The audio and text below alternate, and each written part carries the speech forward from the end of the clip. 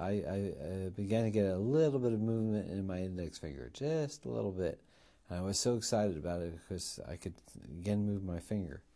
It's been 2 years since Michael Bernstein suffered a stroke. It left him with severe impairment on his left side. This is Bernstein today, seeing patients in his ophthalmology practice. His left hand, once virtually useless, now easily manipulates precision equipment.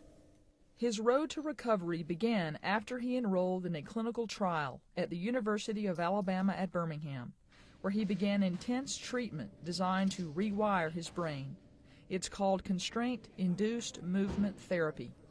We bring the patients into the laboratory or the clinic, and we have them carry out exercises, activities, tasks actually, practical activities that they must repeat over and over and over again for 6 hours a day, distributed over 7 hours with 1 hour of rest programmed in. With their good arm restrained, patients must use their affected arm, forcing the brain to relearn a certain behavior. Earlier this year, Dr. Taub's research findings were published in the medical journal Stroke. The response from patients and the medical community was overwhelming. We had a very large outpouring of requests from people who were victims of stroke and who had been told by their clinicians, their physicians and their therapists, that there was no longer any hope for them.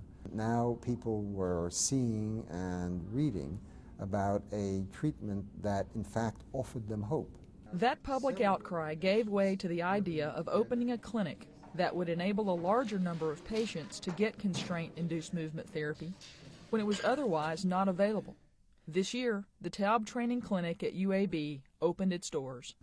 We give them a workout. We work them really hard. And we never promise anyone that this is going to be a vacation, which it definitely isn't. However, for almost all the patients that we work with, it's worth it. Dr. Taub says that although these patients will never fully recover from their stroke, it's a first step in their journey to gain back the life they once knew.